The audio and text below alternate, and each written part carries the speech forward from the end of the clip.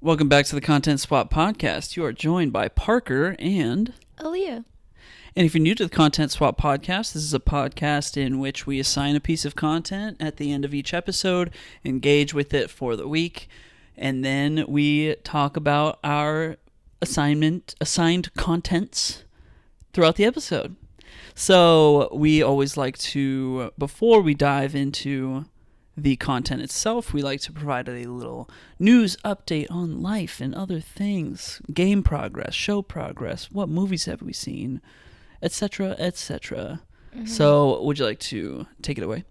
Sure. I wrote my updates down because I feel like there's been a lot. So let me. Wow, that is a first. I know. Shut up. No, I mean like that. Oh, that's not what I meant. You're like, usually nothing's going on in your Yeah, life. usually I'm like, what's up? And you're like, nothing. No, I meant it's a first for one of us writing down the update. Sure. That's a good idea. I never even thought to do that. Yeah, I had to because I was like, I'm going to forget something. For start, so if you all remember a few episodes ago, I had made a list of shows that I wanted to finish that I had started and just like haven't had a chance to get back to. So far, we finished two things on that list. So I finished Bridgerton today, finally. Yeah. That took forever, and I was not. Dearest Rita. I know, and I was like, I was not feeling season 2, y'all. It was just not it for me. Did you watch the prequel show? I did watch the prequel. I watched the prequel. There was a day, I think I was doing chores or something, and I had the prequel on right before we left to go to Georgia for the summer. And I just binge watched it in one day. I enjoyed that more than I enjoyed season 2. Season 2 just drug on so long. I was so bored. It seemed pretty clear like who the romantic interest was from the very first episode. I didn't watch all of it. I saw episode 1, parts of episode 2, and then just little parts while you were watching it. But it seemed like I mean that's the point. It's like it establishes really quickly like who the romantic interest is. However, the like little back and forth of like we can't be together, but we love each other, but we can't be together. I couldn't do it. I was like, get over it. Yeah. Just be together. It's like everything between point A and point B is just going to be drama. Yes. And you know point B is going to be there. Yeah. Right. And there just wasn't enough of a like climactic, woo, they're finally together at the end for me to justify the like annoying whole middle part. Well, I caught that last bit. They just the whole woo, they're together at the end was just them making out in front of his family members. Well, you missed the part where like they have like a little dance. Well, I'm sure, you know, whatever. Yeah. But like, but the ending was it was so lame. It was so lame. Making out on the fields during the croquet match. That's after, it like sorry, cuts, spoilers for like, Bridgerton season 2. It like cuts to, and it's like they got married. We don't even see them get married. They just cut to. Lame. Budget. Whack. Shonda Rhimes, do better. Whoa. That was intense. Oh, okay. That was intense. But yeah, that was All right, what else? But The Bear, season 2. Oh yeah, we just finished that today. Chef's kiss, no pun intended. No, yeah, So pun good. intended. Pun intended. So freaking so good, so stressful. We've been watching it in the morning, like right when we wake up, like at 6:30 in the morning. Yeah. And I don't know if I'm just naturally like lately feeling that stressed to that early in the morning, or if that show is doing it to me. You know, I'm like, ugh, just like on edge. Yeah, you know, I kind of like it. My though. blood pressure goes up. I kind of like it because it wakes me up. Because like, you know, we've been trying to get back to our early morning routines, like trying to ease ourselves into waking up at 6 a.m. in the mornings again. And I feel like this was a good show because like, it feels like I'm waking up for a shift, you know, to work with these people. Yeah. And that kind of energizes me. Yeah, but it almost, for me, it like makes me emotionally exhausted to then actually go work a shift for 8 hours. That's true. I have had more of a break. Yeah. I just get to chill the rest of the day. Yeah. But, so I get that. Yeah. Like I felt like I was watching it and I was getting inspired, or like, you know, I was thinking about how can I take these lessons that these characters are learning and apply them to my own life? And that I felt like I should have been paid for that time. Fair. That's very fair. Oh my God, the character development in season 2 is just so great. It really was phenomenal. I started to cry a little bit more times than I can count. Oh my gosh. Every time any show when there's character development like that. Yeah. Oh. Yeah, you can't help but feel a tear come out of your eyeballs. Even characters that I liked but didn't necessarily think were gonna be a big part of the story or like that I would care about. Like, for example, his sister Natalie. Like, season 1, I was like, she's just there. Like, I didn't ever expected her to have the role. Yeah. Season 2, yeah. I never expected that, and I didn't expect to like her. Yeah. And I loved her this season, and I was so interested in like more about her and like her kind of role in their family. I think they just fleshed out everybody's backstories really well. They did. And that added to, I guess, the emotional weight of specific moments that happen. And you just kind of, everybody's personality at that point. So when certain things happen, you're just like, especially when they happen to somebody or somebody's in a precarious situation where maybe they're a little more innocent-hearted, and it's like, this is really hard for that person. Yeah. Oh. Yeah. Yeah. So good. Some great moments. Yeah. So good. And great soundtrack, too. Great music throughout. Yeah, definitely. All right, what else? What's up? On season 2 of The Boys. Yep. Getting through that. Homelander's weird. So weird. Yeah. Ugh. So last time we recorded, how many episodes had you watched? Like, what, 1 or 2? I think only like 1.5. Okay, and now you're on the second season. Yeah, now I'm on season 2. Yeah, okay. Homelander's weird. So strange. What a strange man. Yeah, I mean, there's 3 seasons total of The Boys. Yeah. If you're not familiar with The Boys, it's the superhero show that's kind of like really dark and violent, and the superheroes are kind of the bad guys. Yeah. But yeah, Homelander, the Superman equivalent. He's a different character. kind of. He's a different breed of. Yeah, he's. Like, there's like corrupt. There's like, you're just a bad person.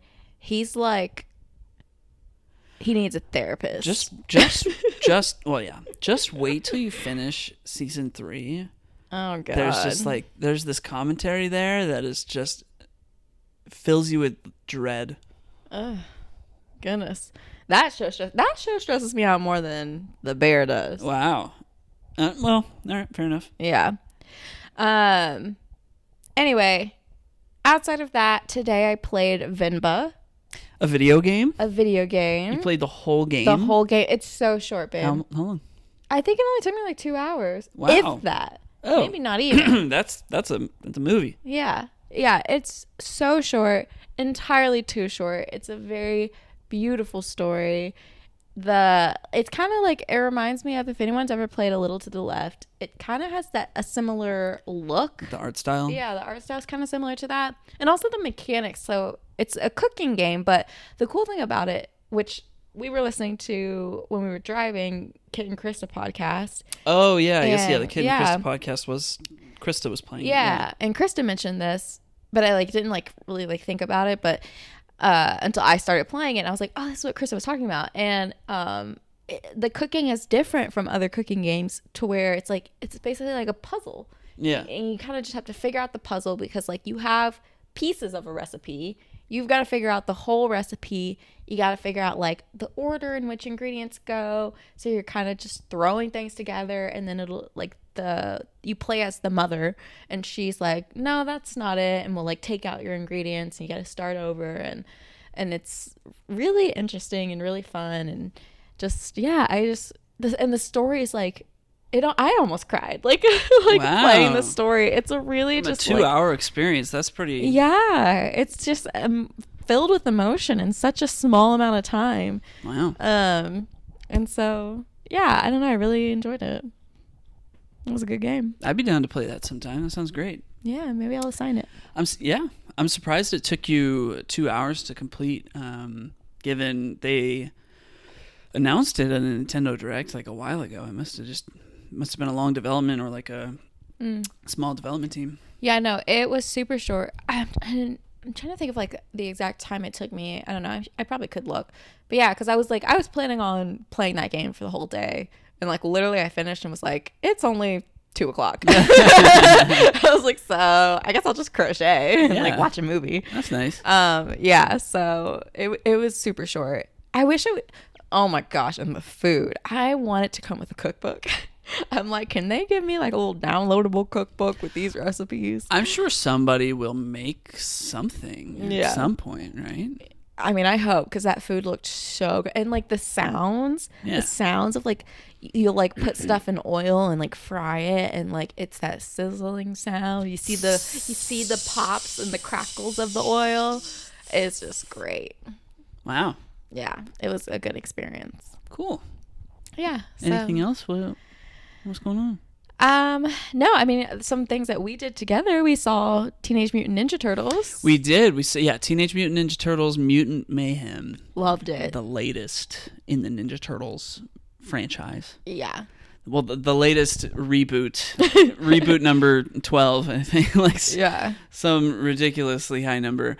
Yeah, fantastic movie. Yeah, it was amazing. That was, it made me really realize how much I love the Ninja Turtles. Yeah. You know, like I always knew I loved the Ninja Turtles, loved the original movies, loved the 2003 show. Yeah. I mean, I didn't even know there was a show. Yeah, I enjoyed the Michael Bay movies when they came out. With Megan Fox? Yeah. And Will Arnett's in it too. Wow. Yeah, it's... I don't think I've seen those. Oh, I should have signed that. You should have signed it, because I don't think I've seen them. Yeah, they're not good. But I enjoyed them. Yeah, I mean, there's just so many different versions of the Ninja Turtles. Yeah. And that's just fun. And like, I know there's such a deep and rich lore. Yeah. In every single version of it. And it's like, you just know. I bought the Last Ronin graphic novel. It's like this super popular, best-selling Ninja Turtle graphic novel run that came out recently. Yeah. And at the beginning, the intro kind of like introducing, like, you know, like a book will have like a foreword that's written by like somebody else that's not the author, that will kind of talk about like how great the story is or whatever, like for the reader. So that was written by Robert Rodriguez, who's like a, you know, famous, you know, Hollywood guy. Big time director, did Spy Kids, Sin City, some really iconic movies. Even Shark Boy and Lava Girl, he did that. Love it. It's a cult classic. Robert Rodriguez is so interesting because he's made like really violent movies like Machete, but then he also made like Spy Kids for his kids, you know? Yeah. But in the foreword, he talks about how the Ninja Turtles, he first experienced them when he was younger, not like a child, but like he kind of had heard that like these graphic novels were coming out, and then it became a movie, and he got to see like a word of mouth early screening. And then as his kids grew up, they each experienced like their own generation of Ninja Turtles. That makes sense. And then he would listen to them debate about like which one's was the better. best. Yeah. It's like, that's fun. Yeah. So is the Ninja Turtles movie the first one that you showed me that we watched together? Yeah. Is that the very first movie? That's the very first movie, yeah. Okay. I liked that movie. Yeah, I love those first three movies where they've got like the dudes in the rubber suits. Yeah. Are fantastic. In the rubber suits. Yeah, I love those movies. Yeah. We watched the first two together. We saw two of them? Yeah, we watched two of them. Yeah. Oh, I don't remember that. I like the second one's my favorite. I only remember the one with Vanilla Ice. That's the second one. Okay. Yeah.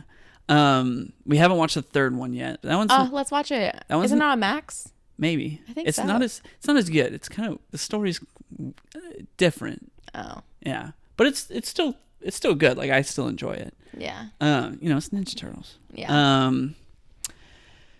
Yeah, so Ninja Turtles is great. Anyway, so I've been reading the Last Ronin well, I mean, I bought it. I haven't really started it. I've read the first 3 pages, but that one's about like, it takes place in the future. It's kind of like post-apocalyptic take on Ninja Turtles, where there's only one Ninja Turtle left alive, and you don't even know which Ninja Turtle it is. And yeah. See, the only thing about that though is like, I don't like serious Ninja Turtles. Yeah, no, I mean I think it just speaks to the strength of the property that they can do both. Yeah, you know, they can experiment. Yeah, they can have like the fun kiddie version, and then they can have like it's not kiddie. The dark. Well, I mean, like Nickelodeon shows, you know, and then they can have like the dark, gritty version where like, oh, the Ninja Turtles are dead. Except oh my gosh. One. Yeah. So yeah, it's just a fantastic property. Yeah, it's fun. Yeah. Anyway, yeah, go see that movie, Mutant Mayhem. It's really, really, really well made. Yeah, it's fantastic. Those kids who voiced the turtles did a great job. I hope to see them. I hope they make more of these. I'm sure they will make more of these. Oh yeah, like sequels. Yeah, I think they will. They kind of like teased a sequel at the very end. Yeah.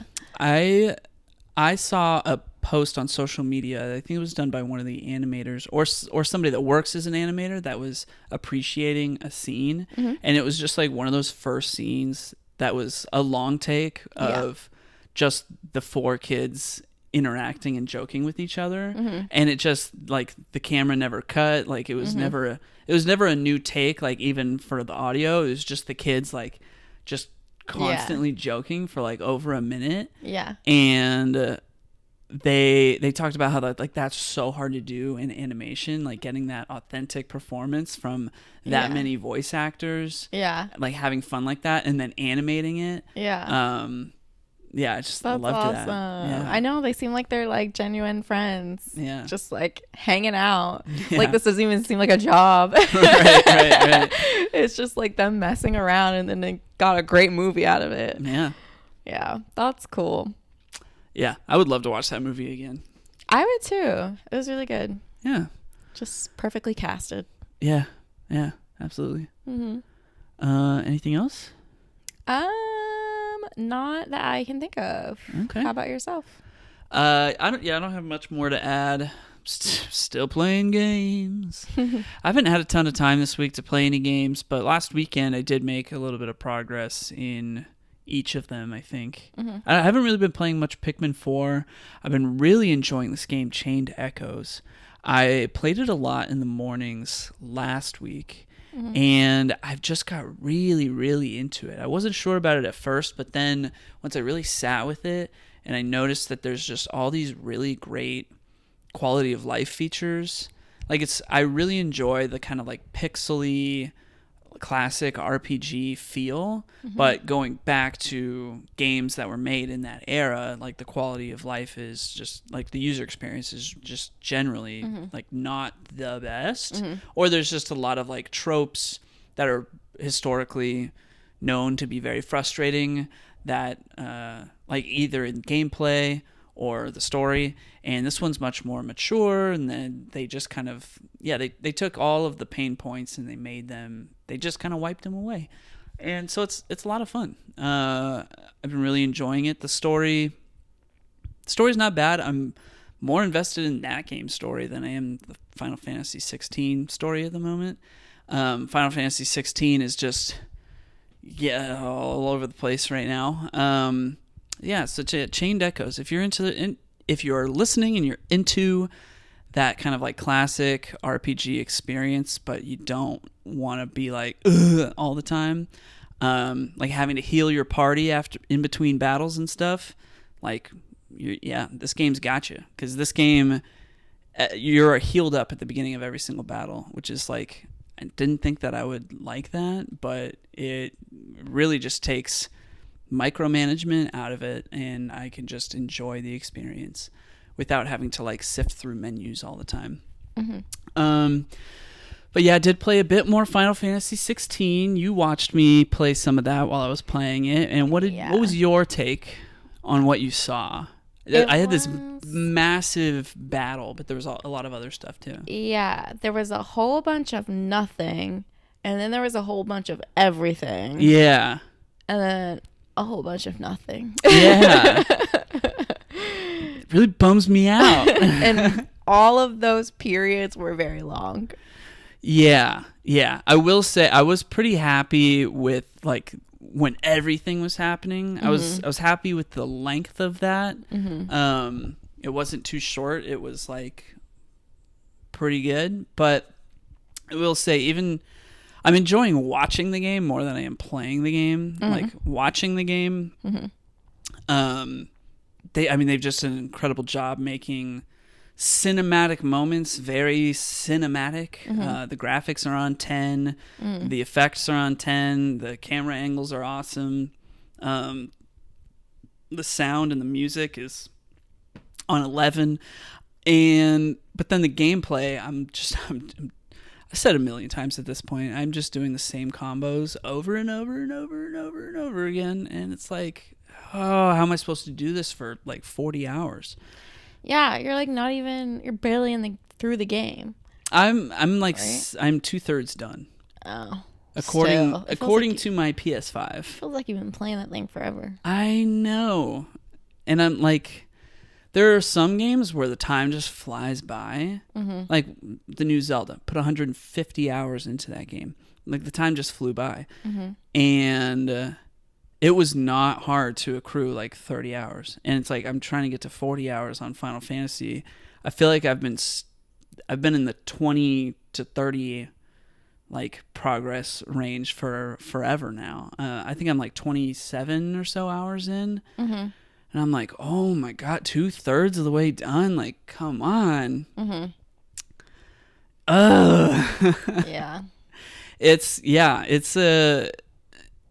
not a fast moving 40 hours. Yeah. The game did not interest me, but I mean, I wouldn't expect it to. Yeah, fair enough. But yeah. I mean, that sucks that you're not enjoying it either. Yeah, and I'm just too stubborn to say I'm not gonna finish it. Like I am gonna finish it. I have literally been thinking that for like weeks now. I'm like, I don't know why he just doesn't stop playing it. I know. Like, I've gotten so far. There's so many Final Fantasy games that I have started and not finished. Yeah. And I don't want that to happen again. While I'm in this, like, I've been in this headspace for the past, like, year and a half of, like, I can't keep quitting games. I have to finish the ones that I start. Yeah. And, while I'm in this headspace, I don't want another Final Fantasy to fall off. That's understandable. Yeah. That's how I am with books. Like, that's why I like have not picked up a book, because I'm still in the middle of this one and I like refuse to give up on it, but I also do not want to finish it. Yeah. So it is what it is. It's just, yeah. The Final Fantasies that I have finished, I did quite enjoy, but there are some that I've started, like Final Fantasy X. I started that when I was like 12 years old, and then I just got stuck. But like that's a game that I would totally go back and I'd play that. There's too many Final Fantasies. Yeah. Like, are they that different from one another? Yes. Goodness. Yes. They basically just take a completely different approach for each one. Well, like different universe, different battle system, different characters. Everything is different except for like the names of the magic spells, the fact that there are magic spells, and like the creatures, like chocobos and moogles. Gotcha. And generally there's crystals involved. Chaos Emeralds. No. Crystals. In Final Fantasy 16, they are the Mother Crystals. Oh my gosh. Yeah. It's very Game of Thrones, but like, I don't know. It's trying to be Game of Thrones, but it's not like, it's still Final Fantasy, but I don't know. Yeah, I don't know. I just wish I was having more fun is all. Yeah. That's fair. Yeah. Yeah. Anyway, those are all the games I'm playing. We finished The Bear, and that's everything.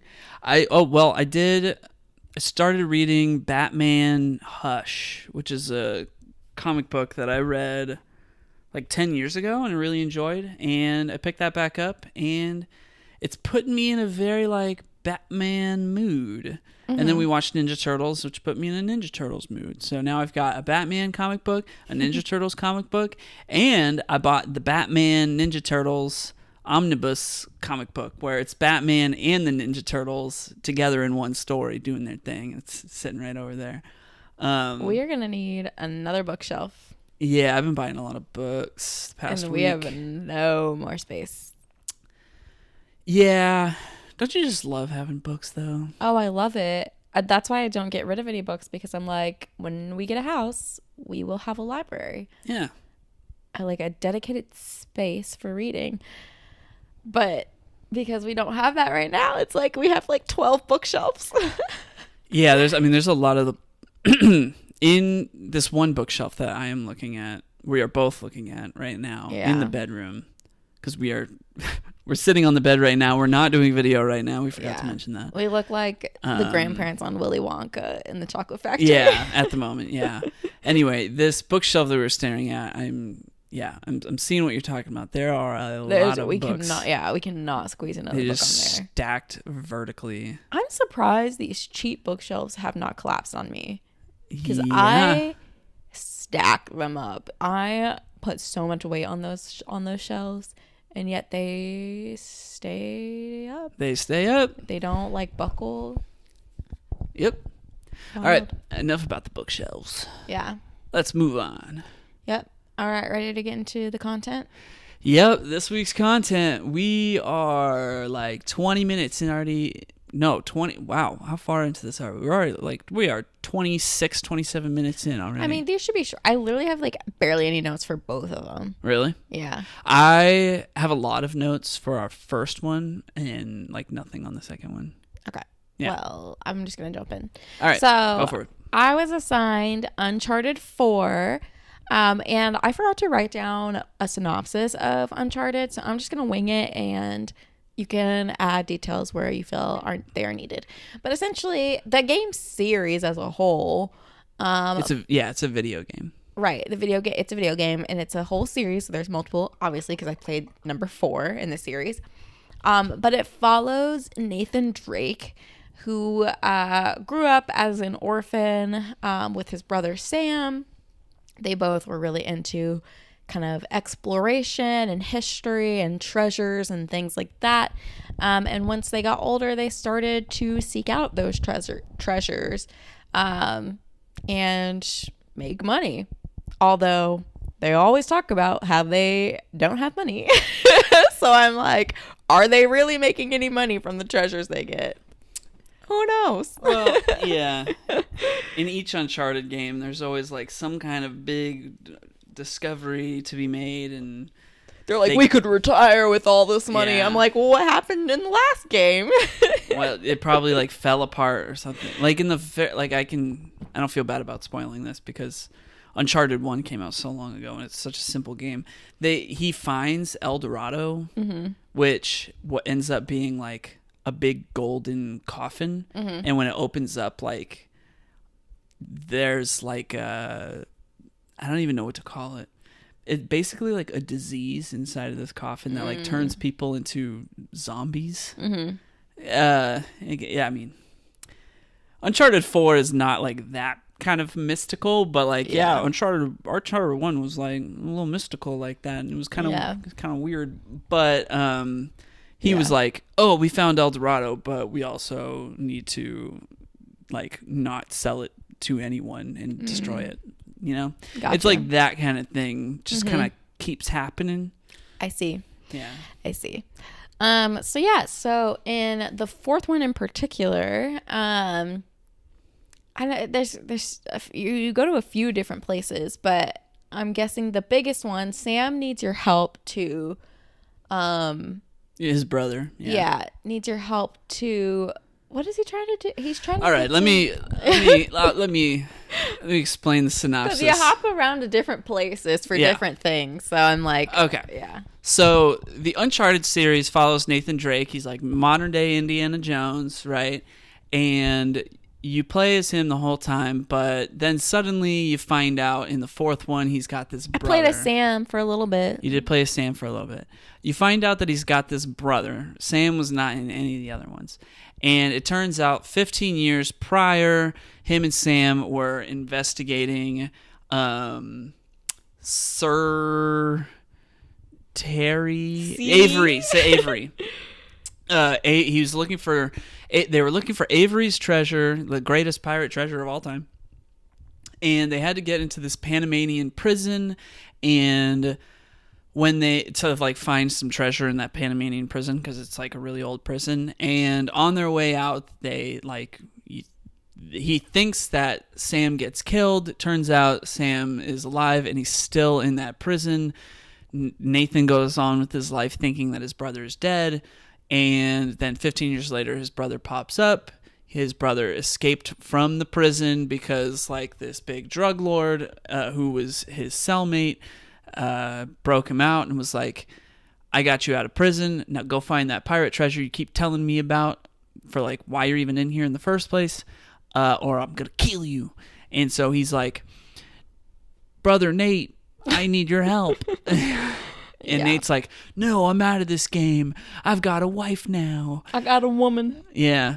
But then he's like, okay, fine, I'll do it. It's exciting. I'm going to lie to my wife and I'm going to help you out. But we're going to get the help of my friend Sully. My friend Mark Wahlberg. I know throughout the whole game, I was like, is that Mark Wahlberg? You're like, no. I'm like, when does Mark Wahlberg come in? In the movie with Tom Holland, Mark Wahlberg plays Victor Sullivan, a.k.a. Sully. Yeah. And it's just so funny because Sully in the games is like, not so like Mark old. Wahlberg at all. Yeah. He's an old man. So they actually had been planning to make an Uncharted movie for a very long time. So when it was first being talked about as being in development in the early 2010s, Mark Wahlberg was going to play Nate. Yeah, Mark Wahlberg was going to play Nate, and then enough time passed that now he was playing Sully. He got too old. Makes sense. Yeah, so that is what Uncharted 4 is about. In terms of my thoughts. Well, can you talk about like your gameplay experience? Yeah, that's what I'm about to do. Okay, go for it. My thoughts about this game. So I really enjoyed playing this game. I had a lot of fun. I definitely want to continue playing. I thought about playing after I was done playing Vinba, but I needed a break from like looking at a screen close to me.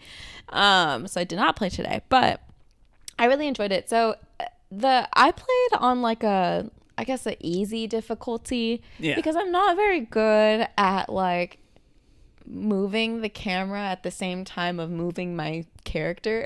That was one of my notes.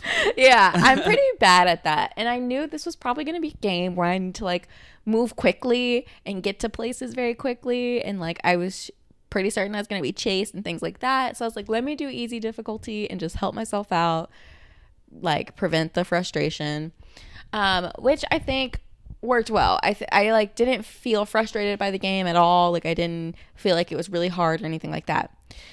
But I think because I had it on the easy difficulty, that was frustrating for me because it was a little too suggestive. It kept... Oh, I feel like the game is like that no matter what. Really? So the game... The game is beautiful. Yeah. The scenery, stunning.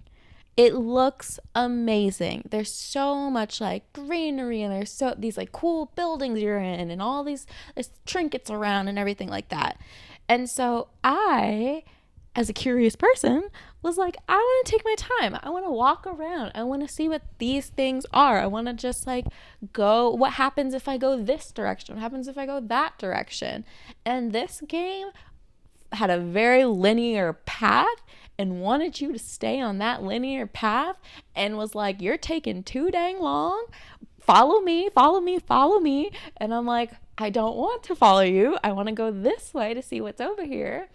And it would also, like, when you're trying to figure out, like, how to do something. So I'm a person, I do not like people telling me what to do. I like to try and sit and figure out how to do it myself until I feel like I've exhausted all of my possibilities. And then it's like, okay, I can get a hint, or I can have you tell me, like, how I should start to approach it.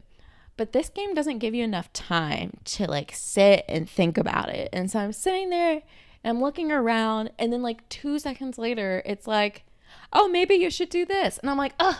Well, I was going to get there if you would have just waited. There was a part where you knew which direction you were supposed to go, and you were like, there's no way for me to climb up there. And there's just this big wooden door, and you know you need to get past that wooden door or over that wooden door. And you kept thinking, I need to climb over the wooden door. And the wooden door is just sitting right in front of you as, like, the direction to go in. Yeah. And that is the moment where the game gives you dynamite. Like, you literally pick up dynamite in that moment and go, oh, hey, dynamite. And you had no clue that you could throw the dynamite at that door. I did not. But at some point, I would have figured it out. Or at some point, I would have been like, okay, can you help me? Yeah.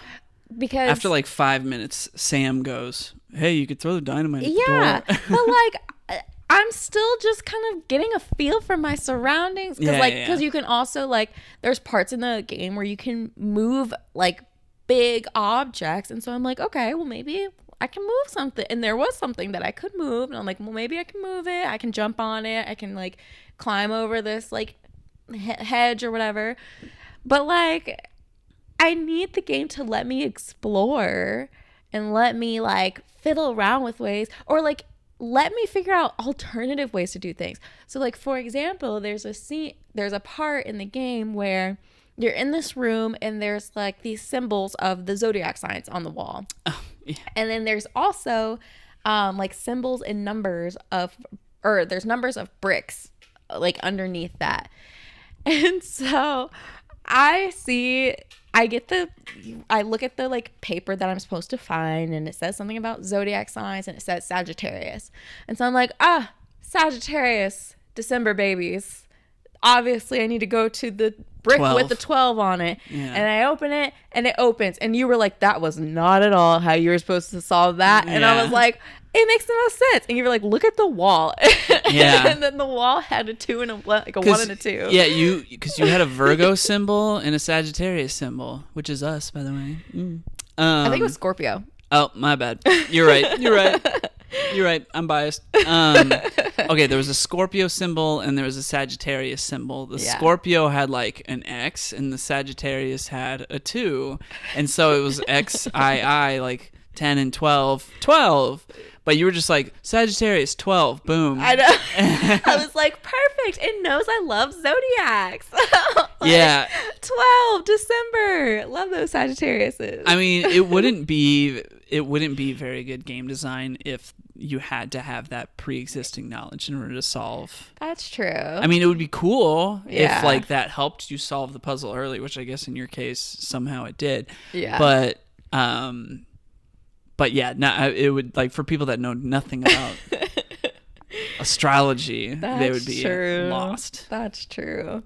But I like having the option so that if someone did know that information, they could also solve it that way. No, that would totally be pretty cool. So I like the idea of being able to solve problems in multiple ways that might not have been the original intended way. Right.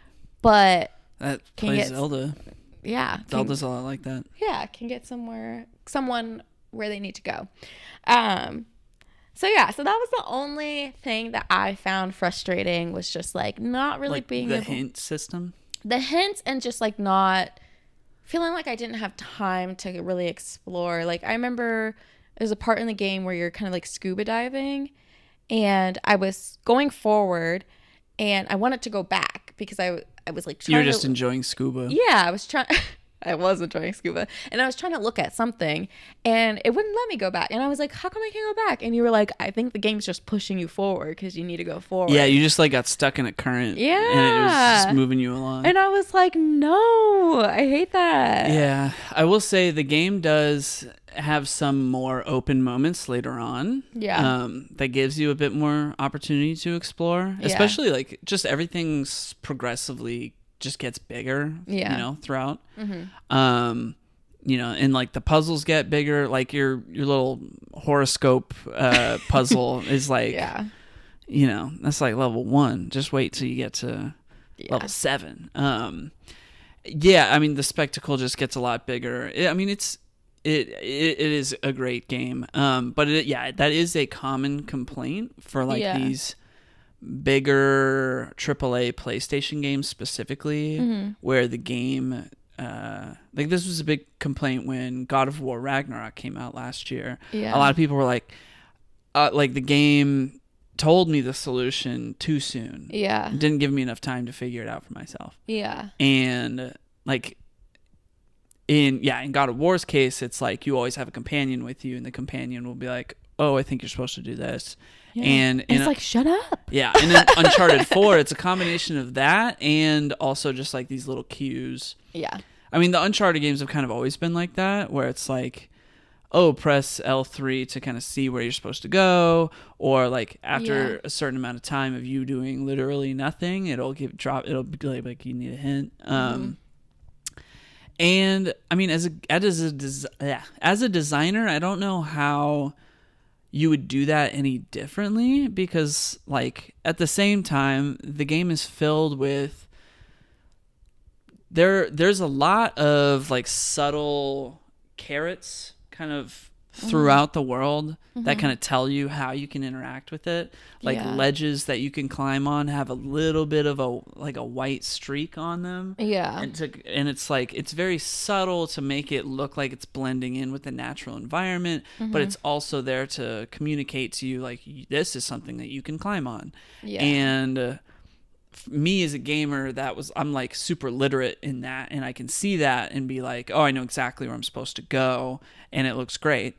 And in your case, it's like you don't have that like gameplay trope literacy to see those things and say like, oh, that's totally something that I can do because like this looks slightly different.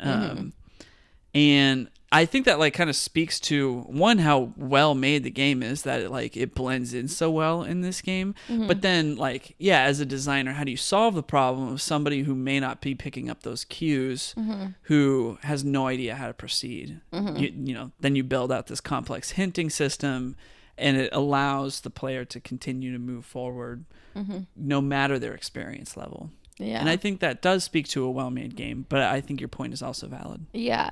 No, I mean, it definitely didn't like ruin the experience for me. And there were times that I greatly appreciated it because I was like, I don't know what I'm supposed to do here. Or like I oftentimes get lost in the fact of like, I forget what I'm supposed to be doing. Because I'm not fully listening to what they just said.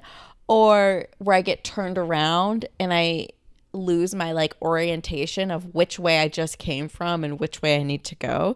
So in those moments, it can be quite helpful. So I don't think it ruined anything, but there were times where I was just like, oh my gosh, just like, let me be, let me be and let me explore. I will say it was very interesting to watch you like deliberate and think in those moments before the game was giving you any kind of hint where like you don't know where you're supposed to go, and like I'm watching you and I'm doing such a good job of not telling you what to do. I know you did such a good job, and I'm just sitting there watching you, but in my head I'm like, oh my god, just go there, it's so obvious.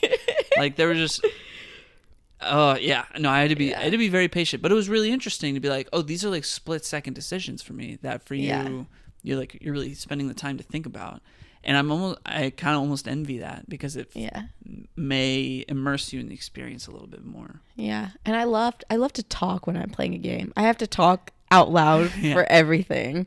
So I'm always like, now what? Like Yeah. out loud. Yeah. Another thing that I didn't love, but it might be because I was on the easy level, and you can tell me if that's the case. Mm-hmm. But no matter what I did, I was gonna be successful at the task. So, like, for example, when I aside from like when you're jumping from obstacle to obstacle, you can fall, you can die. Yeah, you did that a few times. Okay, we need to tell everybody that. Yes, I did that a few times. Or like if there's people shooting at you, after so many shots, you can die. But like, yeah, in your case, it's like you could take a lot. I know. Yeah. Yes. And that's what I was saying. And I was like, maybe this is because I'm on the easy level that it prolongs things. But like, where it really stood out was like, there's a moment in the game where I have to pickpocket someone. And I did a terrible job pickpocketing this. I followed him around for a solid 10 minutes. I was so obvious. You were just standing there, like staring at his pocket right next to him in his face. Just hovering by this guy. I think that's the same experience regardless of difficulty. Okay. Because I was like, it's a scripted moment. I was like, I wish in a moment like this that you got caught, like I wish it made it harder to do this that you had to get better at doing so that it made it more impactful. I've only played this game all the way through once. I've done a second, like I've seen the first third of this game like 3 times now, because I started a second playthrough that got about as far as you are now. Yeah. I never struggled with that pickpocket part, and I feel like if you're a gamer, it just feels more like cinematic when you do it. You're like, yeah. But yeah, in your case, you just like got up in his face. I couldn't get the button right. Like, how do I pickpocket this guy? Like, excuse me, sir, I'm trying to pickpocket you. Yeah. I know the button I was trying to press, and Sam kept being like, "Come on, man, you can do better than that." I was like, "Literally, shut up, Sam. You do it." Like, oh my gosh. So yeah, but I wish there were consequences to my suckiness at some of these. I mean, you die, you start over. Yeah. The last thing I want to say about this game is there's a part in the game where you play Crash Bandicoot. Oh, yeah. And I had never played Crash Bandicoot before, so this is my first exposure to Crash. First of all, I loved that I was playing a game within a game. Mm-hmm. I thought that was super cute and just like so fun. And then on top of that, I never played Crash Bandicoot before, but I've heard so much about it. In books I've read, they mention it. Like, you've mentioned it. In podcasts I've listened to, it's been mentioned. It's a classic. It's like PlayStation's Mario. Yeah. So I always heard of it and never played it. And so this was my first kind of like tester of playing it. And it was so fun, and I was so sad that I only got a few tries to play. You barely actually got to play Crash Bandicoot in this game. Yeah. And I was like, I did not realize that this is what Crash Bandicoot was, and like I really want to play, so I really want you to assign it to me one day. Yeah, I have the remake trilogy. Nice. On the PlayStation, so yeah, we can play that whenever. Yeah, I was having a blast, and that little scene was too short. I was like, let me just play forever. Yeah, it's really like I've never seen a game do that before, where it's like the studio making this game said, here, let's have the characters play our very first game and make it just a little moment where they're literally playing a PlayStation. And It Takes Two, was there not a part where we played some sort of game within the game? I mean, you play all kinds of games within that those game. are not like mini game, but like wasn't there sort of... There was a part where you do find like toys of the characters from A Way Out. Yeah. Which we played A Way Out. We did. I thought there was like some other kind of like video game within that game. I mean, there's a ton of video games within that game. Like, there's just a bunch of game things in that game. Yeah. I don't want to spend too much time trying to remember. Yeah. But Yeah. Okay. Anything else about the game? No. I had a good time. I am excited to continue playing. I think I only made it 25% of the way in. Yeah. Still have quite a bit to go, but the shooting, I do not like shooter games. I have a really hard time with it. I had a hard time with this one too. It was easier I was less stressed about it than I think I would have if you were to hand me a controller during Halo. Yeah. But still struggled with it. I don't know. Maybe this will help me get better so that I can play games like Halo. I mean, I thought it was pretty cool that because of the difficulty level that you were playing on, you were playing with auto aim on. So as soon as you hold L2 to aim the gun, it automatically points at someone. Yeah. And I thought that was a neat little feature for people that don't enjoy games with any amount of gunplay like that, to just simplify that experience, and so then you can absorb the story and the spectacle and just everything else about the experience. How much of the rest of the game is shooting? Because I thought it was going to be mostly puzzles, and it's turning out to be mostly shooting. It's not that much. Okay. I mean, there are combat scenarios where you're punching people and you're shooting people. I would say the other 3 Uncharted games are they all have puzzles and they all have shooting parts. Yeah. And they all just kind of balance that. Mm-hmm. But I will say the shooting parts of Uncharted games has always been my least favorite part, because it's I don't know. I would say this game is by far the best game in the whole series. Gotcha. The shooting mechanics in the first and second one just feel so old now. Yeah. When I played the third one, I was like, oh, this is a little bit better. And then playing the fourth one, it's like, oh my god, it's night and day. It's so much better. Yeah. But yeah, it's not my favorite shooting in a game. Yeah. I want more puzzles. I feel like I only did the one puzzle, and so far all it's been is me beating up people and me shooting at people. And you've also failed pickpocketing and jumping on you've buildings. done a lot of climbing. Yeah, a lot of climbing, but I want to use my brain more. Yeah, and I feel like you got auto aim on. You'd be using your brain if you were actually aiming. No, but I want to solve things, especially when it's centered around treasure, finding treasure. It's I want to figure it out. You've only had one real treasure puzzle solving experience so far. If you keep playing it, it gets more complicated. It gets bigger. You slow down and you're how am I supposed to solve this? There are moments like that. Good. And Uncharted, the bundle that I bought for the PS5 is Uncharted 4 and Uncharted Lost Legacy, which is the expand-alone game that they made after 4 that follows where you play as Chloe. I was like, who the heck is Chloe? No, from the movie. Yeah. Yeah, you know Chloe. Yeah. So you play as Chloe specifically in that game, and there is a sequence in that game where you are just on a big open map, and you have to kind of go to these bases, take out some people, solve some puzzles, and you don't have to do everything in that map, but if you do, then you get a special item that then alerts you when there's treasure nearby. It rewards you by making finding treasure a little bit easier, because you did a fantastic job finding treasure throughout this game. I think the only time I played Uncharted 4, I did not find much treasure at all. Look at me. And what I do love about these games, and the fact that they're made by Naughty Dog, is that Naughty Dog is making it a very cinematic experience, but they're also not forgetting their roots.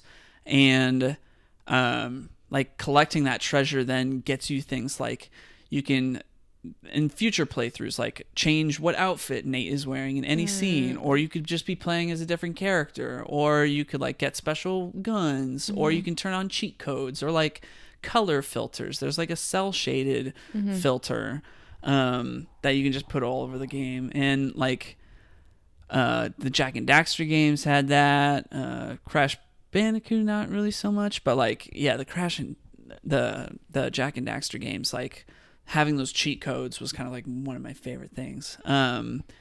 And it's like, you know, it doesn't require like hacking or anything. It's like the game designers are saying like, here, have fun. Like you're really playing our game, and we want you to keep enjoying it. And I think that's great.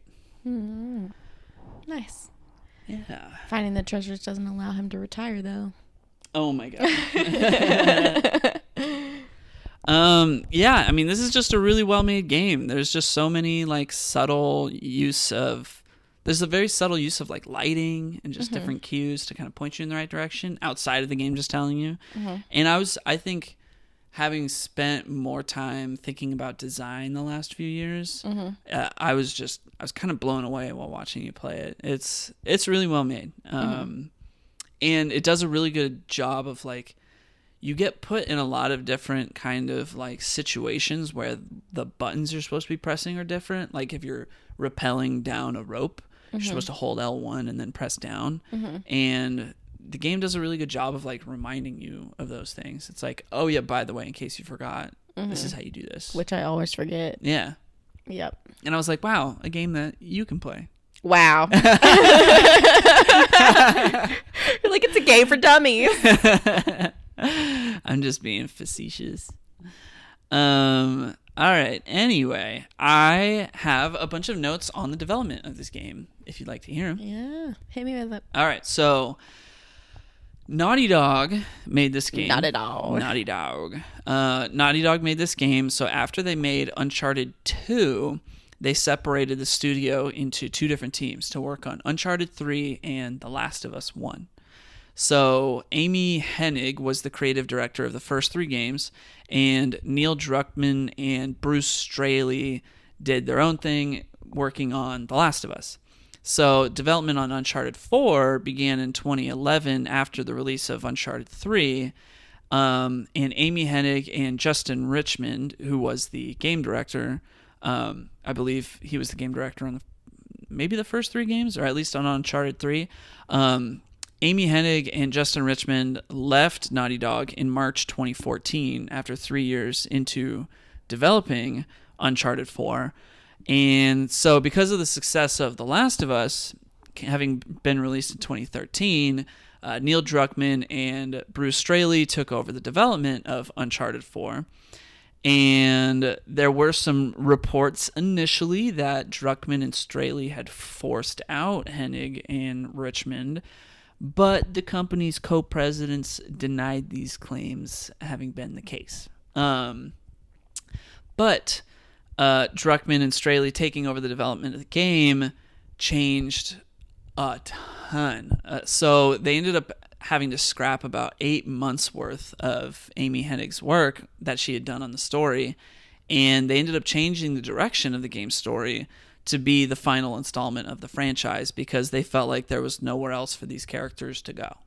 And like, especially given their work on The Last of Us, like you watched the show, so you kind of know some of the themes that are going on there. But like, given their work on The Last of Us, where The Last of Us really made the player think about their actions, and like, you know, you're killing other human beings in this game, and that's kind of like, you know, not something that should just be done willy-nilly, and you should be thinking about that. It makes sense that they would kind of take this stance that like, oh yeah, Uncharted is a game where like, yeah, you're modern day Indiana Jones and you gotta like solve puzzles and find treasure, but you're also murdering a lot of people in the process. And Nathan Drake never is like, oh man, I just killed like 30 people. He's just like, okay, that was stressful. All right, what next, Sully? And so like, I think it makes sense. Like, and that's just an artifact of like it being a video game that was made when it was made. And I think it makes total sense that these guys who just made The Last of Us would be like, all right, like, wrap it up. Let's wrap things up, and we could also like end things in a pretty meaningful way if we take this approach. And let's just, you know, put the franchise to rest, which honestly I think was a great move. That makes sense. So there were very significant story changes. They were running on an extremely tight schedule. It was already 3 years into development. And because they were working on a tight schedule, it resulted in changing all this work. It resulted in an extended crunch schedule of 12-hour workdays, which caused a huge turnover rate with employees at the company, which was reported by Jason Schreier, who was working for Kotaku at the time. Now, Jason Schreier works for Bloomberg. I bring up Jason Schreier because he is one of the best game reporters in the business and has written multiple books about video game development, including Blood, Sweat, and Pixels, which is a game I've brought up to you, or which is a book I've brought up to you many times, in which he detailed, like there's a whole chapter in that book detailing the development of this game because of this whole story of like the original creative director like left, these new guys came in, they decided to change the whole thing up, and then it was like just crazy crunch. 14 of the 20 non-lead designers who are credited in the game left the company after the game was launched, which looked like, that's like 70% of your team leaving. And Bruce Straley also left the company, as he was one of the co-directors, and he left the company after they released the game. And it like everybody was extremely proud of the work that they did on the game. Like Bruce Straley was like, I don't think we could do another one of those because we've done it now. And almost to say like, why on earth would we do that again? And the game was released on May 10th, 2016, and it really is like one of the more infamous development stories in the industry. And Naughty Dog would later, like their whole team focusing their efforts towards The Last of Us Part 2 after Uncharted 4. Like The Last of Us Part 2 also had a very notorious extreme crunch schedule towards the end of development. So, like, supposedly they're working on this new Last of Us kind of like multiplayer experience game, and they put out a statement recently about like they're taking their time it's for the good of their employees and for the good of the game, which is good. It's good to hear, but it is one of those like forewarning stories about like working in the gaming industry. I just like, it's so commonplace to hear in the gaming industry that like things are always on such a tight deadline. They're always behind. The employees are working literally 24/7. They're not going home. They're sleeping in their cars, whatever. Like, why? Like, why is this not, when deadlines are being set for these products, why are they not being set for more time? Like, if you like, oh, I think it'll take us a year to make this game, to be on the safe side, let's say 2 years, because like we always run into this issue where we're like, nah, we're not ready and it's already that year or whatever. Like, it doesn't make any sense. And why, if you say 2 years and you come up on that 2 years and you're still not ready, I mean, I get it's like money, like everything comes down to money. Yeah, consumers are impatient, especially in the gaming industry, and it is really hard to get your product like noticed now that there's like such oversaturation. And I think especially with these games being first-party PlayStation games, like developed for PlayStation by PlayStation, there's a pressure to like get these things out on time and like within the current console generation. Like Uncharted 1, 2, and 3 all came out on the PS3, and then Uncharted 4 and The Last of Us.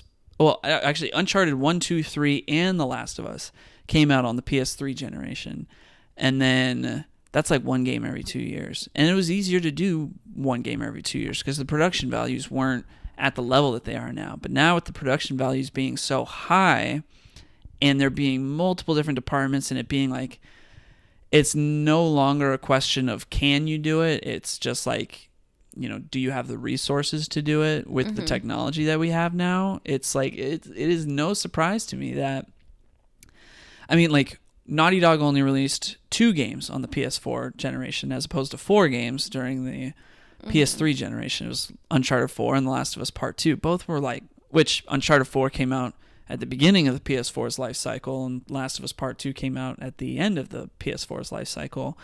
And like if they didn't do that, then they miss out. If they make The Last of Us Part 2 like a PS5 game at that point, then they miss out on all the people who own PS4s that wanted to play The Last of Us Part 2. It's like there's a business to it, and I'm not in support of that crunch culture, but I can understand like the conditions of the industry that led to these development stories. And it's ugly. Yeah. I get it. It's just, I don't know. And maybe this is a bigger issue with just like consumerism as a whole, and just like us as consumers constantly needing to at the expense of like everybody's well-being. Yeah.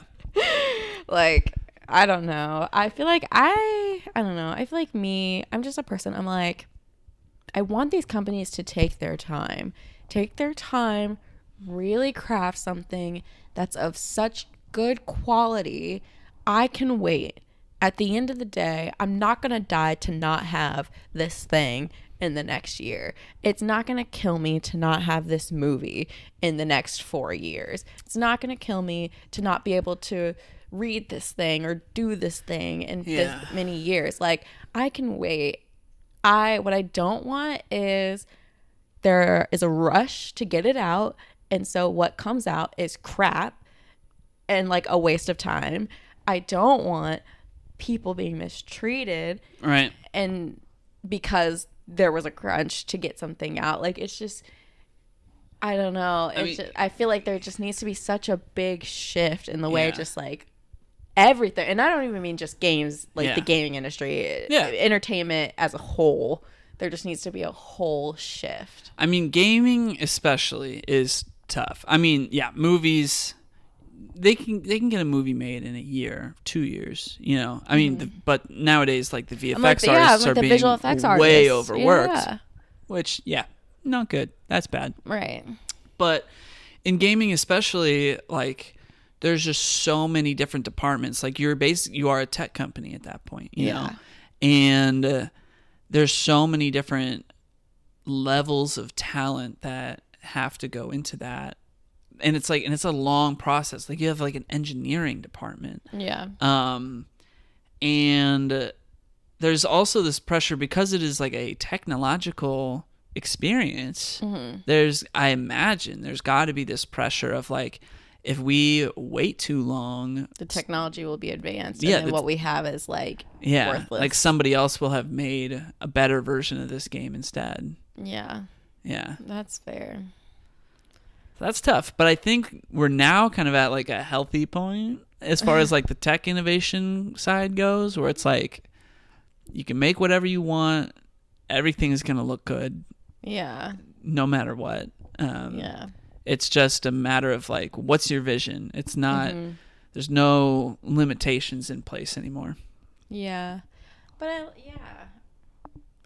because I'm like, do things need to look absolutely amazing? Because like, I mean, this game, yes. I mean, sure. Because this is like a true, as far as games go, Uncharted 4, I really look back on this game fondly because it really feels like a blockbuster gaming experience. Yeah. Like, it feels like that movie that you're like waiting to see, you know, the new Mission Impossible, whatever it is. Like, it's, you know, it's going to blow your socks off. And like, this game is so cinematic. Like, if you go back and you play Uncharted 1, 2, 3, you'll be like, this is not nearly as like well put together like Uncharted 4 is. Uncharted 4 just has so much going on. It's every moment feels curated, and that, like, I mean, they did a good job. What can I say? Yeah, that's true. Well, should I get into some post-release facts? Sure. Just some accolades.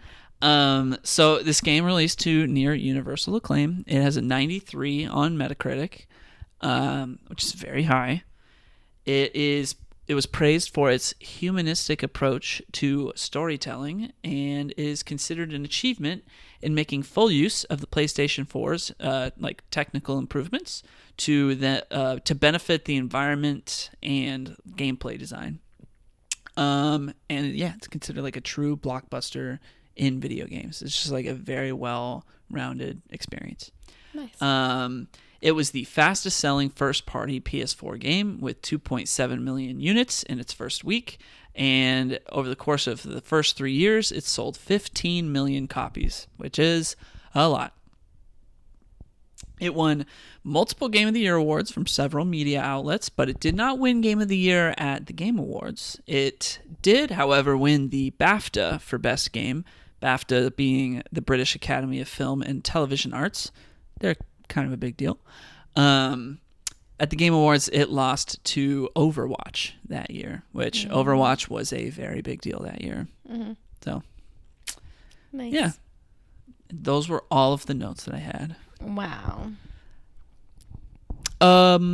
Did you have any questions about or observations about, I guess, things that you noticed in this game that may remind you of things that you saw in the Uncharted movie? Well, yeah, the whole auction scene was literally the whole auction scene in the movie. Yeah. I'm sure there's other things. I just can't think of them now. Good observation. Yeah. Yeah. I mean, like the Uncharted movie, the plane sequence was a big part of Uncharted 3. The auction scene was in Uncharted 4. Yeah. Him having a brother in the movie, that's an Uncharted 4 thing. Mm-hmm. I hope they make more movies, honestly. I like the movie. I thought it was cute. Yeah. I mean, obviously it's not a great movie. No one expected it to be a great movie. It was considered a success. Yeah. And I hope they make another one. Same. And I think the longer they wait, honestly, the better. Because Tom Holland will grow up a little bit and look a little bit more like actual Nathan Drake. I like young Nathan Drake. Makes him more... The internet may not agree with you. Makes me care about him more. When he's as a young guy, him now, as his older self, I'm just just stay home with your wife. Well, why are you out here? That's that's the theme of Uncharted 4. He's younger in the other 3 games. But Uncharted 4, it's he's older. What's he doing? He's got a wife. He shouldn't be out doing this. Yeah. They really tried to put a focus on his relationship with his wife in this game that you haven't gotten to see to fruition. I see. Yeah. All right. Anything else? Nope. All right. Cool. If you're interested in Uncharted 4, go check it out. It's on PlayStation 4 and PlayStation 5. Yep. All right. Excuse me. So, my assignment for this week, we'll see how long this takes. I was assigned a movie called Bachelorette. And Bachelorette came out in 2012. It focuses on 3 friends. Did I say it was a movie? It's a movie. It focuses on 3 friends played by Kirsten Dunst, Lizzie Kaplan, and Isla Fisher. And their friend, who is played by Rebel Wilson, is getting married. And they're all shocked. They're like, oh my gosh, she's getting married first. But she's a little bit bigger, and people used to make fun of her a lot in high school. Why is she getting married first? Yeah, it's they not suck. Yeah, they suck big time. They're not good friends. Throughout the movie, they're not good friends. They're making fun of her. Her size is constantly being brought up. Yep. That's her defining character trait. And it gave me the ick. I didn't like that. Yeah, it's super uncomfortable to watch. Yeah. So Kirsten Dunst, to get into who their characters are a little bit. Kirsten Dunst, she's the maid of honor for this wedding. Her whole focus is just to make sure that things go off without a hitch. She's a bit crazy, and everybody knows. Lizzie Kaplan's whole thing is that she feels like everything since high school has been a never-ending concert that she's at, where she's just going with the flow all the time. And she had a boyfriend in high school who got her pregnant. She ended up getting an abortion. She's no longer with that boyfriend, but that boyfriend is played by Adam Scott, and he's a groomsman at this wedding that they're going to. Now, Isla Fisher, there is just one thing to know about her character, and that is she is a loose cannon who likes to party. Yeah. And that's all there is to know. And I guess she works in retail. Mm-hmm. So there's that. Mm-hmm. Confessions of a Shopaholic, I guess. I love Confessions of a Shopaholic, though. I have not seen it. Oh my gosh, I need to add it to the list. So these three are showing up for the wedding, and they they're trying to go to the events, but there's a reception dinner. Rehearsal. Thank you. Sorry. There's a rehearsal dinner, and they are just like too messed up, and they just say dumb stuff, and it's like not good. And so later in the night, that same night, this is all the night before the wedding, they decide to like mock how big the wedding dress is together. And so they mock how big it is by two of them getting inside of the dress, and wouldn't you know it, they accidentally ripped the dress. And so the focus of the movie then for the rest of the time changes to these three dummies and bad friends needing to fix this wedding dress before the night ends, while the groom and the groomsmen are also like having their bachelor party like the same night, which is like weird timing. It is. Like, I wonder if people do that. Like, you see in movies, people do their bachelor or bachelorette party the night before the wedding. Do they? Yeah, like think of like in The Hangover, because in The Hangover don't they do their bachelor party and then he's like late for the wedding or something like that? They're like trying to get him back to get to the wedding. That's right. It was like a day or two before the wedding. Yeah. That's right. I forgot about that. Yeah.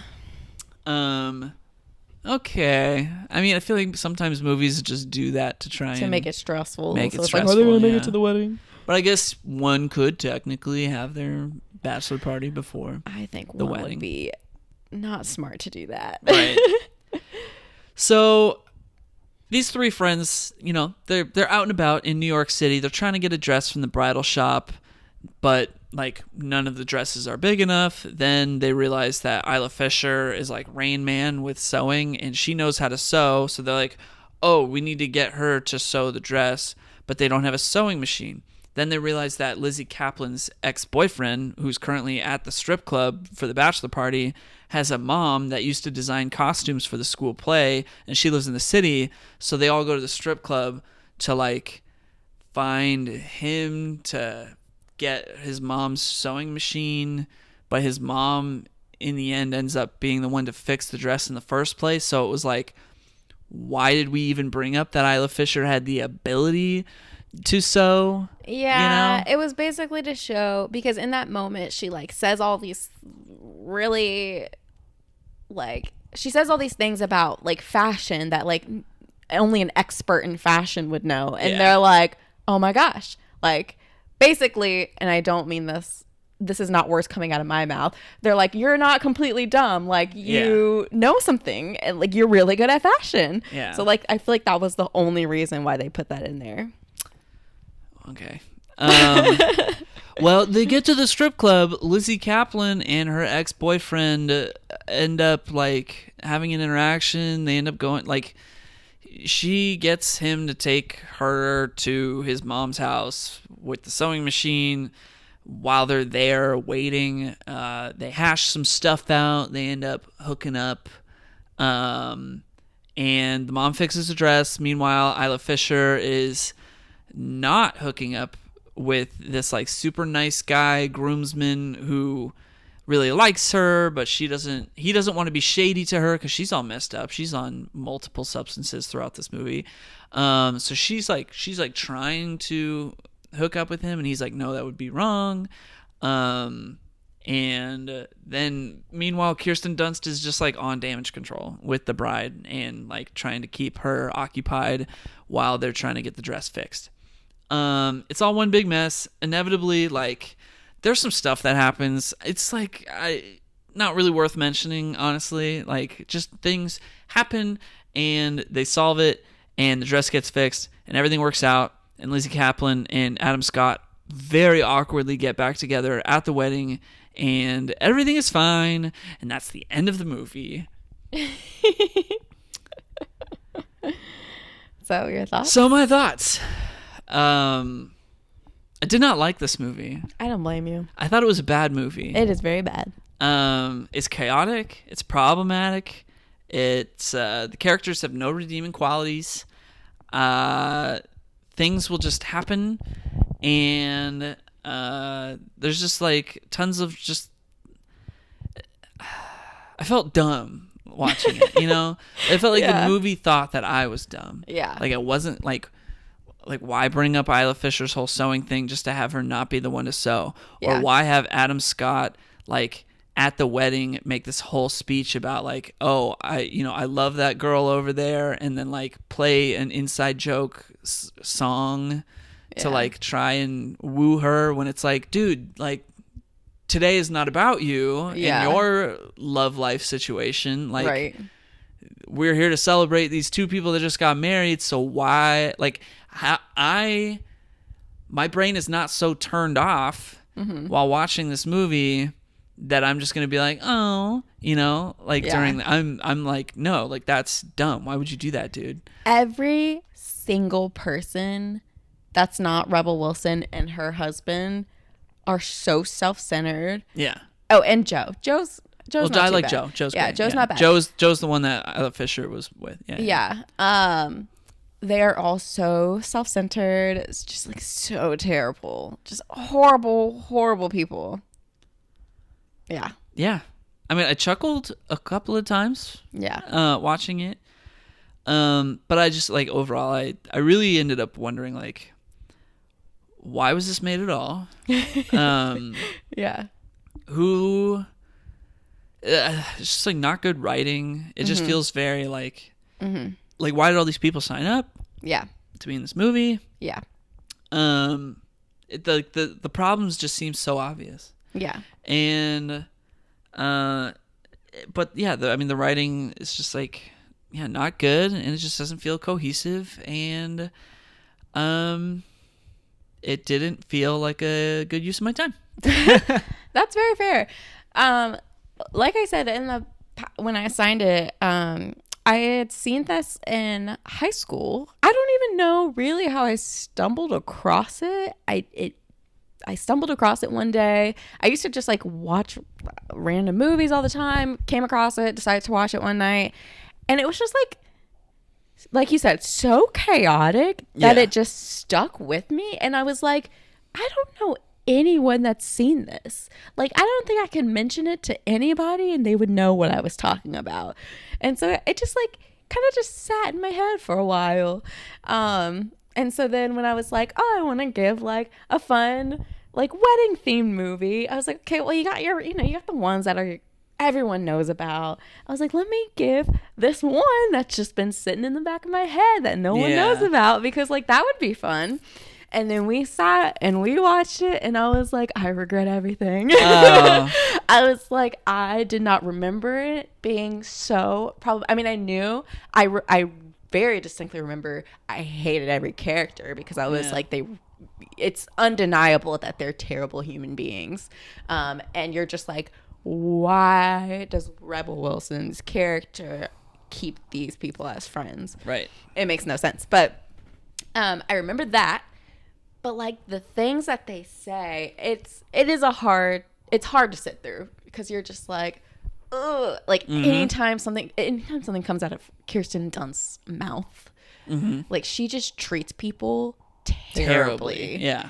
And it's just it makes your skin crawl.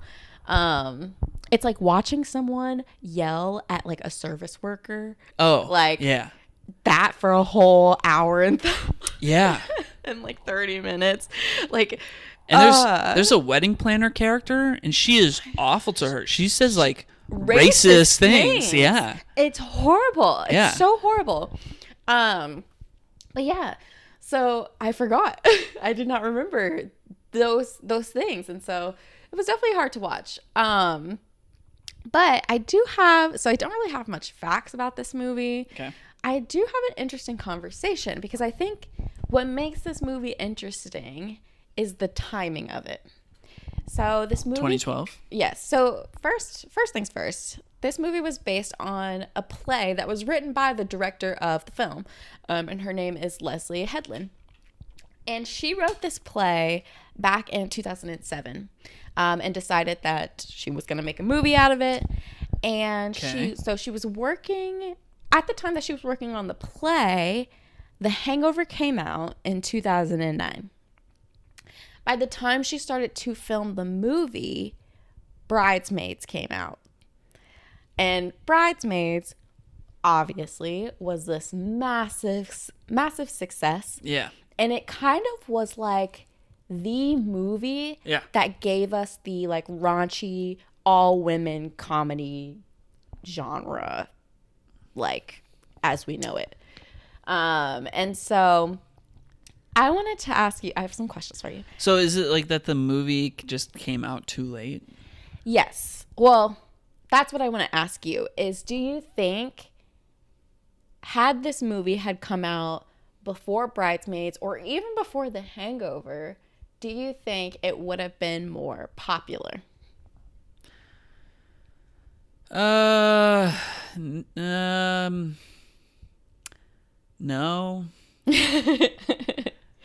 No.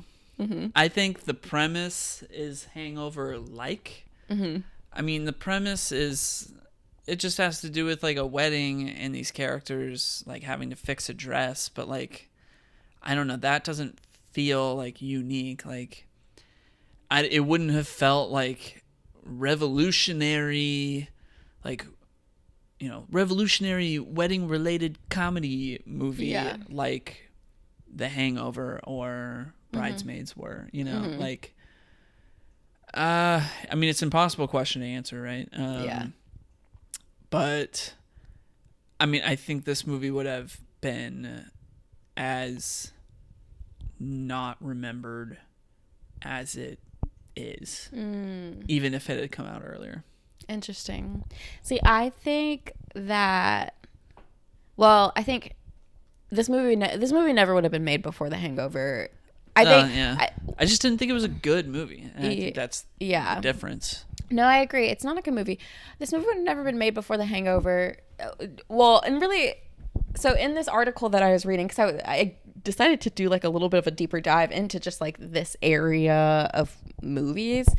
And I mean, it's really, from what I read, it's like really hard. It was really hard, especially before Bridesmaids came out, to get raunchy female-led comedies. That makes because sense.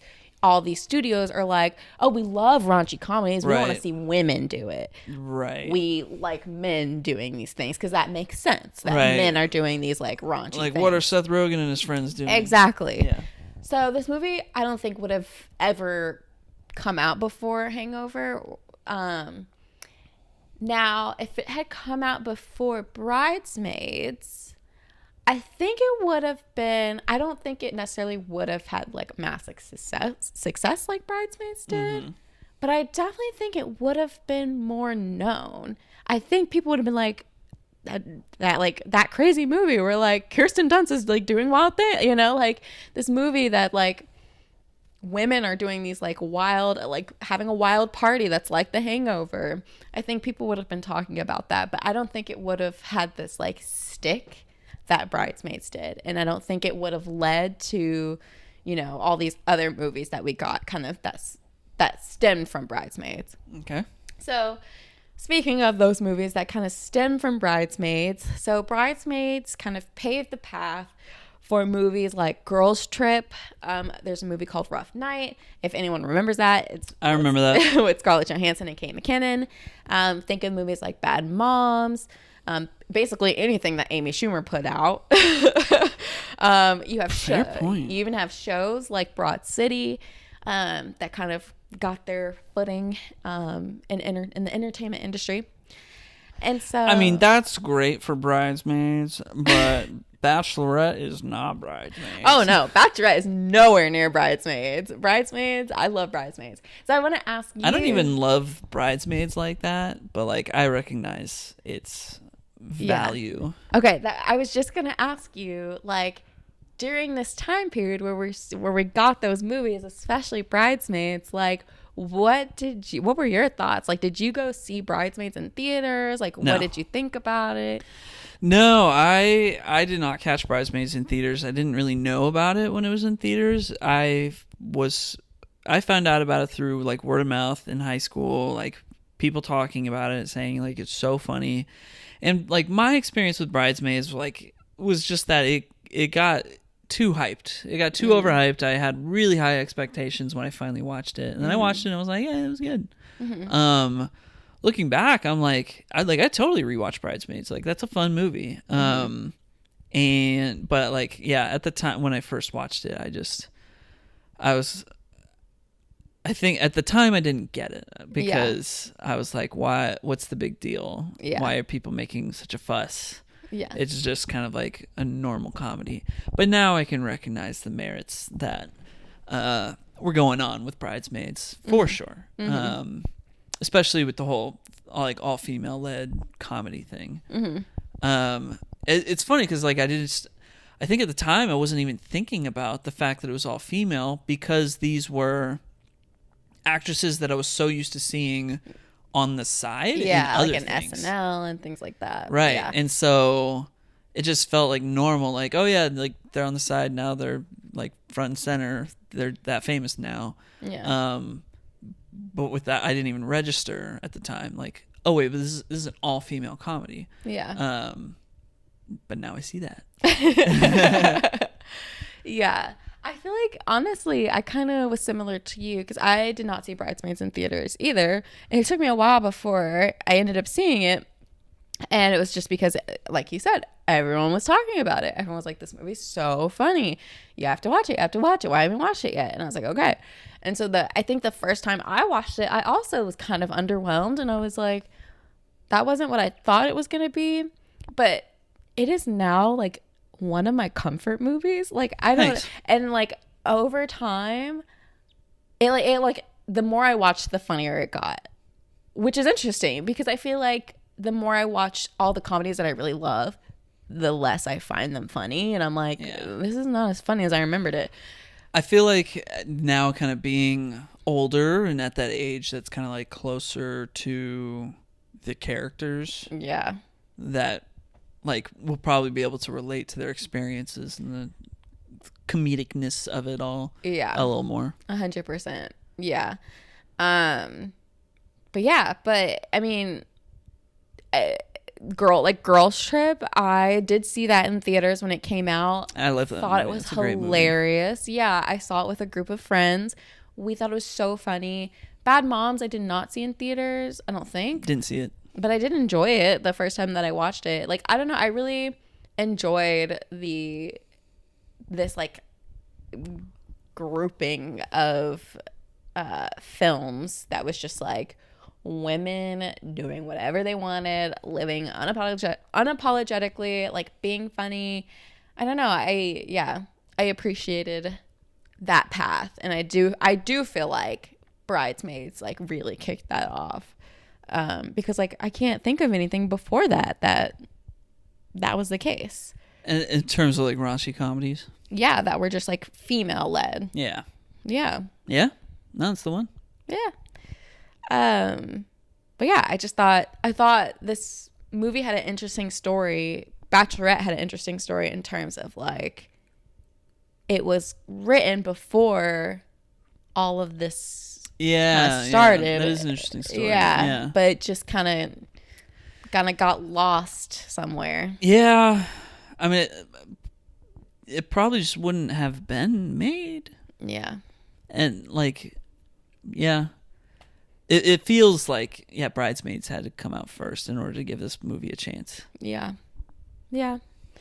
I think that's something that the director mentioned in like an interview too, of like, I mean, I don't think this movie would have gotten made. Yeah. If there wasn't that kind of like tone that was set of like, this can be successful. Right. The studios probably just wanted to green light anything that could be like Bridesmaids adjacent. Right. My last question for you, and this is not related to the movie, but what do you think we will do at my bachelorette party?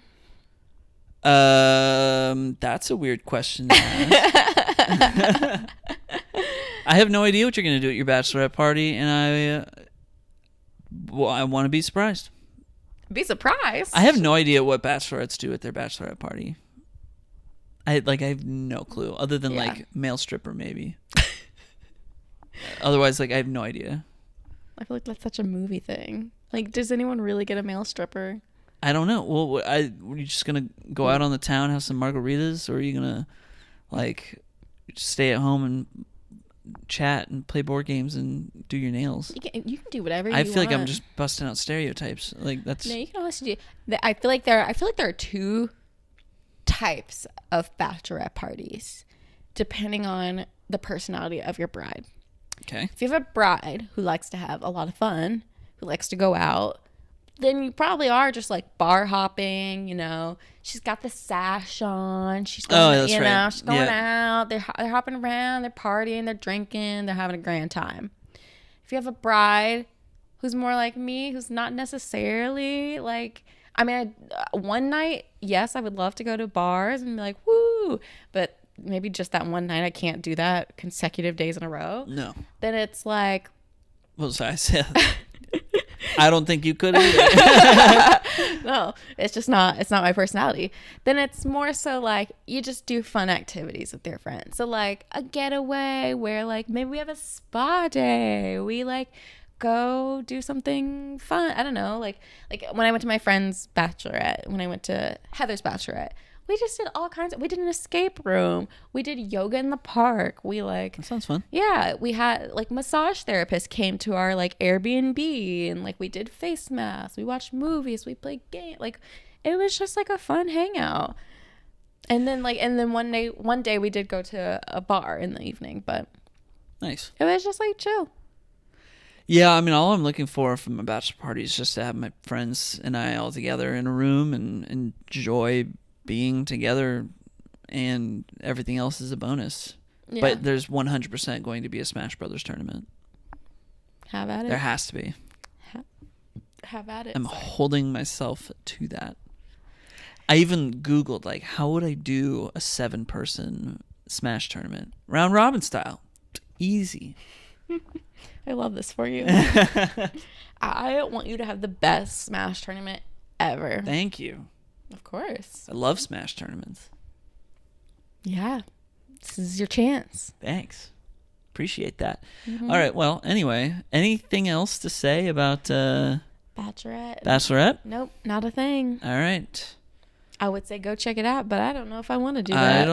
I don't recommend it personally. Yeah. Do not recommend it. Save yourself the time. So, like, I was thinking the other day, like, what if we did like a brief review, like if we had, I guess, like words that we use that were like our branded, like skip it or like recommend it or kind of thing. Yeah. I would say, yeah. In this case, Uncharted 4 would be like a big recommend, and then Bachelorette would be a why does this exist? Yeah. Yeah. Yeah. Something like that. That's fair. Yeah. Yeah. Yeah. Yeah. All right, let's move on to our assignments. I'm going to let you go first because you said you were going to give me a show and you said it was good, and this is your chance to redeem yourself quickly. Wow. Rude. It made for a fun conversation. No, okay. It was. I enjoyed talking about a better movie. Yeah. I know we talked about Bridesmaids. So I wanted to give you a show. This was a show that had its final season air earlier this month. And I've been meaning to watch the final season. So I want to give you Reservation Dogs. Oh, okay. Very good show. I have seen clips, okay. Bits. Okay. Bits and pieces. Yep. Yeah. I know enough about it to know what to expect. Got you. All right, cool. Just had its final season? Mm-hmm. Like a planned final season, not like it suddenly got canceled? No. It was planned? like, this is the final season. Nice. Yeah. I love that. Mm-hmm. I love that. Okay, cool. All right. Looking forward to it. Mm-hmm. So my original plan was to give you the Blood, Sweat, and Pixels book, but we just did a game. That whole book is about game development. I've been meaning to give you that book for a long time, but we just talked about Uncharted 4. There's a whole chapter about Uncharted 4 in that book. It just doesn't seem like the right time. So another time. Also, I start school next week. Well, that was the whole point in giving it to you now, was going to be that you had a week off to read a book. But I don't, though. You don't have a school... I start school Monday. Oh, of next week? Yeah. Oh. Oh, yeah. Well, we were supposed to... Today is Wednesday. We were supposed to record on Sunday. That's right. That was the original plan. That makes sense. Yeah, I totally forgot. Yeah, that was the original plan. Yeah. We were supposed to record on Sunday. Yeah, it is now Wednesday. We were recording this very late. We've never recorded this late before. Yeah. Okay, cool. That makes me feel better. So, yeah, scratch that. That's not being done. Save it for another time. So, I am going to go ahead and give you a martial arts movie. Woo! Yeah, dipping into that list of like 11 martial arts movies that I have to assign you. So, this week's martial arts movie is going to be... This is a good one. Okay. This is like a top 3 martial arts movie for me. I don't know if you'll... It's very violent. It's called The Raid Redemption. Okay. It's... Just wait. Okay. Yeah. It's a great movie. I really enjoy it. Yeah. Cool. Interesting. Have you ever heard of The Raid Redemption? Nope. Oh, perfect. Okay, cool. Yep. All right. Just wait. You're like, okay. But next week you'll be like, well, okay. I don't know. I'm not gonna say anything. I don't want to get your expectations up or anything. But it's a great movie. Again, top three. Sounds good. So we're doing Raid Redemption and I did it backwards, didn't I? Yeah. Next week will be Reservation Dogs and Raid Redemption. The Raid Redemption. Lots of R's. All right, cool. Well, we hope you enjoyed this week's episode. We managed to go to like an hour and 40 minutes, I think. Well, let's wrap this baby up. All right. Talk to you next week. Peace. Bye.